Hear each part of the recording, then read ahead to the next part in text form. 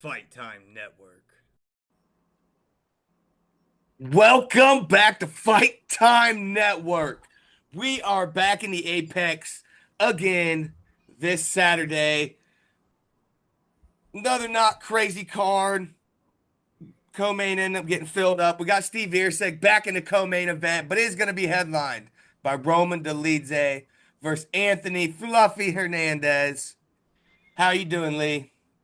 Pretty good, pretty good. Our Friday night started off fantastic, man. We went up plus 14 units. I put the PFL card out on the Fight Time Network winnable for absolutely free. So if you get that, you cashed 6-unit play. If you tailed that, you got some plus money on there, two plus monies. We went 3-1. So that was out there for you guys for free. UFC was a tough one, though. We got Rodriquez on the decision, but ultimately, although it seemed like easy game plans for the guys that we put up on, they did not go with ultimately had. And specifically, I'm talking about Nick Klein, man. Come back for your next fight against a striker with very little wrestling with a full gas tank, please. You've got such the good grappling skills, man. It would have been great to see those in the second round, but nonetheless, fight's a fight, and that's why there's odds on it, and that's why there's always winners and losers, and better weekends coming. I didn't do so hot either, but there were still great fights. There was actually 2 fight of the night bonuses handed out last night, which you do not see very often. You also had Tatsuro Taira getting a finish in the second round, Lee.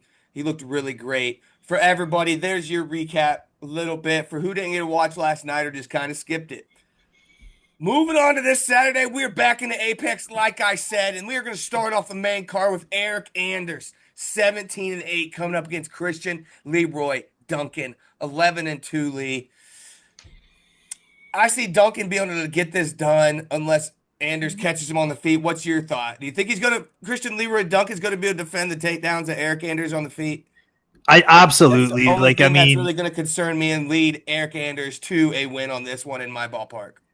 Absolutely. Erceg is getting ultimately up there. I mean, his last win was against a past prime Chris Weidman. Yes, I just don't think that Anders has the skill set to really get in close to Leroy Duncan. Leroy Duncan's going to have that precise striking. He's going to understand his range immediately, and he's going to be able to keep Anders at distance consistently and prevent him from shooting in, because I sincerely don't think that Erceg is going to present the same game that a Gregory Rodriguez did or that an Armin Petrosyan did. And those are the last 2 grapplers to go against Christian Leroy Duncan and beat him. And I don't think Anders has the same tenacity or is at the same place in his career that RoboCop and Petrosyan are. So I'm going with CLD. He's 5-1 favorite, which is just terrible. If you want him, you're going to have to pick a good prop. But nonetheless, I like CLD, and I think even I'd be curious to see when they come out what the odds on the decision would be for CLD. Yeah, you pretty much ran into it like me with how I saw it. He even KO'd, Claudio Ribeiro. Looked really nice in the second round still. Took on RoboCop.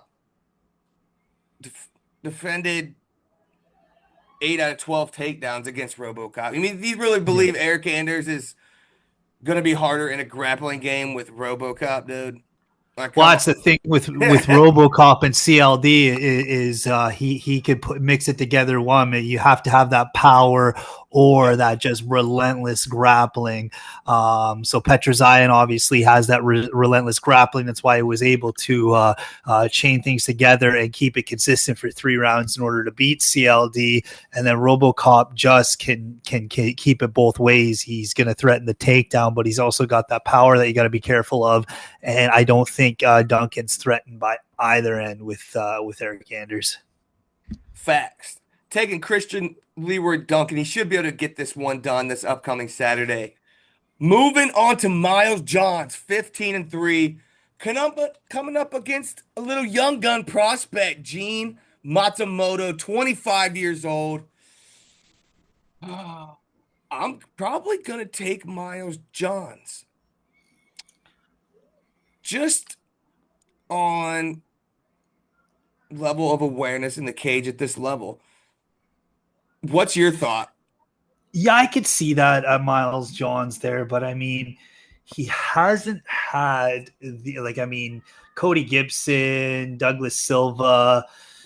I think Matsumoto has fought the squirrelier, more high cardio, high paced guys, and maybe he's given lots of challenges that he's proved. Obviously, he almost beat Rob Font. I mean, one of the judges gave him that fight against Font. And Katona, Argetta, man, those are hard ways to start your UFC career. And he's 3-1. All the momentum's on his side, and I don't think he loses any confidence from dropping that one to Rob Font. I think it's actually not only does it raise his stock in terms of fan base, but it also sort of he almost won. He came very close. The gaps that he needs to fill are not that wide, and I think he's going to show that with Miles Johns on Saturday night.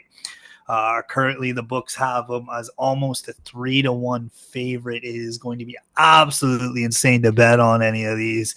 But if you can get a good price on the over or even John Matsumoto by decision, I would probably lean more towards that. Or, if you can get him on those double method of victories by decision or knockout, that'd be a good one too. I just have a feeling that the way Matsumoto fights, I rewatched one of his fights. I can't even remember what it was, but I caught it earlier. Watched a couple rounds. He kind of on the feet's going to kind of remind you of Douglas Silva de Andrade. And Miles Johns did a really good job at keeping him at bay somehow. Miles Johns fights at a really weird pace and it's never really changed over a good straight few years. He never changed his pace. Just kind of one of the mid grades. If he needs to box and speed it up, he will. If he needs to slow it down, he can. I just feel how he's going to be able to control the cage, control the pace of the fight, and lead the dance. I feel is like going to catch Matsumoto off guard, and it's going to go to decision, and Miles John is going to win 29-28. If he can defend those takedowns, which Miles John does really great job. He's always been great throughout his career. That started in 2019 in the UFC. Still has an 81% takedown defense, and that many years in the UFC, that's pretty balling. Doesn't matter how many times you're fighting, who you're fighting. I mean, there's certain matchups. Even Cody Gibson, he fought him, 3 fights ago? Cody Gibson's a wrestler. Yeah. And I mean, he's just ultimately, if he can control his rhythm, and he just needs to avoid that squeeze of Matsumoto. Matsumoto does have 3 guillotine chokes, and a guillotine Dan Argetta. Yeah. That guy with such a thick neck. That's got to mean something, but I can definitely see it from both sides. But that's why I'm probably leaning more to the over on this one. I do like Matsumoto as just a minor lean, but I could certainly see Miles Johns having an argument at the table as well.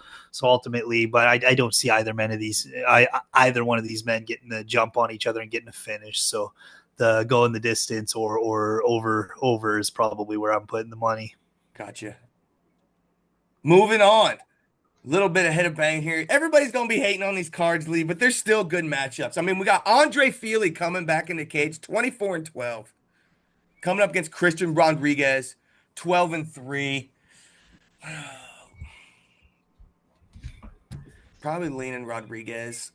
If he was a couple years younger, maybe not. What's your thought on this one? This one was this week. This is one that was hard for me to pick a side. Yeah. Honestly, I think this is a really mismatched line. It's a shame it's 3-1. As a handicapper, I'm never really looking to bet 3-1 plays. I think it's just like I don't like chalk. Chalk is not something I've ever been a fan of as a handicapper, but this one is definitely a mismatch line because I think Christian Rodriguez is more of a 8-1 here. I mean, Andre Fili is pretty late in his career. He's had some wars. He just lost that guillotine choke to Melky, where Christian Rodriguez was able to go the distance with him. But then you got Christian Rodriguez is beating all of these young guns like Austin That's Bashi a hell of a and one. Simon and Raul Rosas Jr. He took his undefeated streak away. So I don't think Fili is going to present the same tenacity that all those younger men gave to Christian Rodriguez. And I think Christian Rodriguez is going to have a good game plan. He's going to he's going to control the pace. He's going to have a much faster pace than Fili. And I know Fili's got some hands to him. He's got some very quick strikes, but I don't think they're going to be much of a threat to Rodriguez. I might even lay the chalk. Who knows? It's really what's sticking out to me here is he's looking good against Julian Erosa until he got submitted when he fought him back in 2024, which Andre Yeah. Fili kind of fights like him on the feet in a way where he tries to use his distance. But Christian Rodriguez kind of beat the shit out of Miguel Acosta. Kind of beat the shit out of Milky Christian Costa. Rodriguez. Yeah. Well, Milky, dude. So it's kind of hard to tell too. But he's not this Andre Fili, what? 5'11". Got him by 3 inches. Andre Fili can defend a takedown. This one's a lot. See is a spread. I just like Andre Fili. I mean, what? We've been watching him since, 2013 or something like that? Yeah, he's 2013. definitely been 24-12. So that's like, He's only almost. 35. Yeah, we say he's been through his battles and everything like that. It's just going to be different, like Rodriguez. It's going to be hell of a fight. Like, this one's so under the radar for me. I Yeah. really like this matchup. Yeah, Like it's you going to said, be a Christian, good fight. they're both really slick on the feet. They're both really good at grappling. So hopefully we get a standing battle and someone's going to sleep here on this one. I know it's only 145 pounds, but they both can do it, get stung. This one, I don't know. Yeah. I just believe wholeheartedly that Christian Rodriguez can push that pace a lot faster than Fili. And it's not going to take long for him to start setting it up. He's gonna come out, and I mean, for him to be able to keep up with the pace of all these young guns, I think Andre Fili is definitely going to have a very calculated game plan. But I mean, Christian Rodriguez is probably going to rush through it. Bulgarian and Saman. Never heard of them. So I'm pretty much looking at here is Christian Rodriguez has looked great on people that aren't good at standing and striking, though. Julian Erosa was good. It was doing all right. Got pieced up by Costa. Erosa loss. That's hard telling. Ah! I kind But of he like. does look great with his 3.63 strikes landed. He's landing more than he's getting hit, too. And Andre Fili is total opposite. I'll roll with you on Christian Rodriguez squeaking this out. Not sure if he'll finish him, but. You know what? I kind of like it's a shame that it's Sunday and they don't have the prop odds out yet, but I kind of like the submission, Christian Rodriguez by submission on this one. Hell yeah. Good look. And depending on the chalk on the double play, I'd go probably Christian Rodriguez by decision or submission if he could get that for a good price. Yeah, definitely got to look into that. It's a good one. Moving on to a women strawweight bout. Yasmin Lucindo, 17-6 against Angela Hill back in the cage, 18-14. Wicked record. But she always ends up squeaking out some wins. She's pushing 40. This might be one. It matters how this fight comes out. I don't see maybe this being her last fight. Either way, might retire this weekend. It's been a privilege watching Angela Hill over the years. Do you think she can squeak out another decision and walk away into the sunset? Oh. Yeah, it's unfortunate. I mean, it is a little bit different with women's MMA, but I mean, Father Time essentially waits for no one. And we've seen this past weekend on is it the same judge? Like, is it Mike Bell twice in a row that's given Kelton Souza the victories in her last two fights there? Because it was pretty questionable. That one was really close. It could have gone either way, and there was really no argument for either end. This weekend, However, Rodriguez clearly won that fight. I don't know who gave the one of the cards to Souza, but she squeaked out a split decision to Souza when Souza was coming on, knocking on everybody out. But in the three in her last five, I mean, she's lost to Dern, she's lost to Ricci, and with Gomez, Pernera, and Souza, the wheels kind of fell off them shortly after they fought Angela Hill. I mean, ultimately, and this is the closest money line odds fight on the card. You've got Lucindo at minus 175. But I mean, I got to go with the 23-year-old here against the 40-year-old in an MMA fight. It's just statistically everything's in the favor of the younger fighter. Although she's coming off of a loss to Amanda Lemos has proven that she's championship caliber, and can certainly not only crack, but she's got the ability to stay on top, and it's very heavy for the division. Angela Hill's probably a little bit lighter than Lemos, but they got Rodriguez. She's like Lucinda's got wins against Rodriguez and Kolakachek, and ultimately, I think the 23-year-old beats the 40-year-old. Nine fights out of 10, man. The 23-year-old's definitely gonna get the jump on the 40-year-old with one leg out the door. So I got to put money on Lucindo, and being that she's still at a minus 175, hopefully it doesn't inflate for fight night, but I might just get the bet in there because that might be the only money line bet that's not chalk through the roof. Minus 192 as we sit. Oh my God! I looked at it this morning. Already missed out. The only thing I can see here is Angela Hill is very good at turning any type of fight that you've seen in a very long time. Even where she loses, she kind of creates it into her pace. And Lucindo, being as young as she is, I can see falling into that play. And Angela Hill winning a close one, as long as Angela Hill don't get so whooped on her feet. I mean, she could throw back too. Angela's late in her career, so she might shoot more takedowns in this fight than she normally would. Yeah. At 40, she doesn't want to be standing. And Lucindo kind of has bad takedown defense. So that's the only thing that worries me about this one. She does also shoot takedowns, which Angela Hill's pretty good with that, but not against Mackenzie Dern. But she did go 5 for 9 against Denise Gomez a couple years. So she does mix that in when she's going to get pieced up on her feet. I don't know. I'll see what Angela Hill by decision. And if it's more than plus 250, I'll probably take it. But it's possible. She's done it before. She can do it again. There's been a couple times she surprised me. So that's where I'm going to go with that one on that. But Lucindo should win this. But if I'm going to be betting on it, that's going to be where I'm at. She'll probably end up at minus 220 by the time this even comes up. Yeah, she's losing value on that line really quickly. Your co-main event in Vegas this Saturday.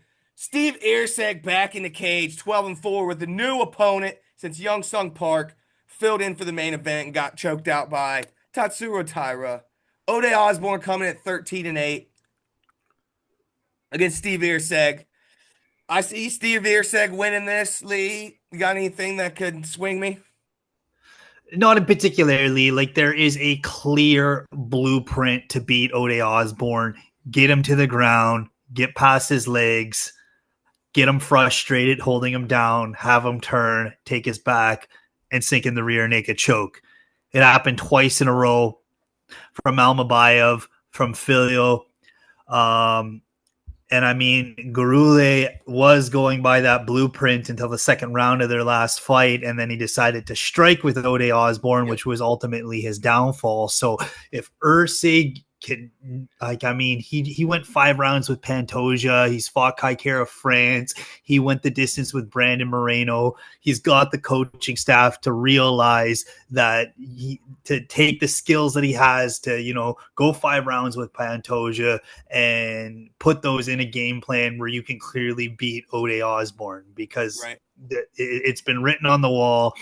Ode Osbourne's going in there to strike with you. He's probably not done much grappling as he never does. Against Ronaldo Rodriguez, he did look a lot better in terms of being able to get back up a little bit better than he has in the past. But I mean, it takes a long time to close that gap with the grappling ultimately. And if Erceg is watching the Almobile fight, watching the Filo, he's at the championship level, grapple him, get it down to the ground, get him frustrated, get him to make a mistake. Erceg, that's your way to win. So yeah, I agree with you. I'm going to go with Erceg because all Lee Osbourne has is to knock him out, or hope he wants to stand his strike for 3 rounds without shooting. Right. Hell yeah. Pretty much straightforward there. Lee could not have broken that down any better for y'all, but Steve Erceg more than likely winning this upcoming Saturday, but we'll see. A fight's a fight, baby. But we got this main event. Roman Dolidze, 15-3, coming up against Anthony Fluffy Hernandez, 14-2. I think Dolidze is going to be able to defend these takedowns over and over and over again in a 5-round fight coming up from Anthony Hernandez. I mean, he's got a good chance, but if Anthony Hernandez just sticks to the good game plan, keeps bringing this to the ground over and over again, Roman Dolidze is really in trouble here, Lee. Yeah. And if Vettori ain't stopping, Holland ain't stopping, Smith, yeah, he's got 3 straight good wins. But Hernandez getting wins over Allen, Pereira, Kopylov, Shabazian, Berriu. What's Dolidze really going to bring to the cage that is saying any of like Kopylov, Allen, Pereira, Shabazian, Barry? What can he bring to the cage to stop Anthony Hernandez from doing the same thing he's been doing on this streak he's got rocking, Lee? Yeah, no, you're absolutely right. He's fought juggernauts like Michel Pereira and Marc-Andre Barrios and won. He's fought snipers like Shabazian and I guess Frem's not really, but I mean, he's fought snipers like Shabazian and ultimately come out one. And he's also fought good grapplers like Kopylov and Brendon Allen and come out on the other side with a victory. So, I mean, Dolidze doesn't present the same power threat that Pierre Barrio would. I haven't seen him present the same sniping and his striking that a Shabazian would, and he's certainly not going to present the same level of a grappling threat that Brendon Allen or Roman Kopylov would have. So I think the 5-1 odds on Hernandez is absolutely correct on this. Given Hernandez's history of just somehow always dropping that first round barely, I think this goes to 29-28 before he comes in with that relentless grappling, because his pace seems to start off a little bit slow and then he seems to go. But I mean, Dolidze's not much different in terms of finding his style. He does, start a little bit slower in the first round as well before he finds out. But ultimately, Hernandez has proven several times in the past to get going in round 2 and then just take it away from there by miles. He showed that the last time out with Brendon Allen, and I think we're going to see the same thing against Dolidze. And perhaps a submission is even a possibility if Dolidze gets frustrated enough. Right. I feel like Anthony, it finishes him, truthfully. I don't think it goes to full 5. I would say not going the distance, or Dolidze sleeps him on the feet somehow. But highly unlikely. I think Fluffy Hernandez is going to get this win, catapult him up into the next names possible. And it is ironic. I think squeak out 2 more. It is ironic, but not particularly relative, that Dolidze has a victory over Kevin Holland in the first round. However, Hernandez has a loss over Kevin Holland in the first round. That was 2020 Kevin Holland that Anthony Hernandez lost to, and 2020 Kevin Holland was on a whole other level that year. Mm-hmm. Well, that about cuts it for y'all. Make sure you check us out in Winnable. Lee is on there every week handing out stamps, baby. What you got, Lee? What you got for him? I'm excited because we've got PFL Africa 2, guys. We are doing insane on the PFL. The rest of the competition, my competition with these handicappers out here, they say they have a hard time making bank on the PFL. It's been all thing between PFL and one championship on Friday night. We're up plus 14 units. The last time out with PFL and KSW, we were plus 18 units. So this weekend there is an octagon card. Not only is Octagon fun to bet on, but they're actually one of the most exciting promotions aside from the UFC. If you could deal with the German commentary, the fights they put on there are absolutely bangers and wild. Every last one of them. That's where you saw the German Brock Lesnar come out of there. I can't remember his name there, but he walked this guy down, just grabbed his foot until he was able to drag him down there. Just relentless, would take shots, would eat them. They've got a lot of wild fights, so we'll have some bets for that. But it's if you got nothing to do in the afternoon before the UFC, check out Octagon, man. They always put on a good show. And then of course we've got PFL Africa 2. And we put that card out there for free on Friday night. We got 3 for 1. We cashed 2+ money, 1 6-unit play. And then, of course, we're going to have our regular premium plays for the UFC. This one's going to be a tough one. I've got some work to do ahead of me, but let us do the work for you. We're going to we spend the time doing the research to put it out on the breakdowns, but we're also going to spend the time giving you these caps. This is a tough one. Go to work, go spend time with your family. Let us take care of it. Let's do it. Make sure y'all tune in next. We got UFC 319 in 2 weeks. So make sure you check us out next week also. See you. Did you make that bet on DDP? Woo-wee. We'll talk about it. Because he went up. Oh yeah, baby. Did he go Hell up again? Yeah. Oh boy. Oh, plus 154. Went down for me. See y'all next week, baby. Yeah. Fight Time Network.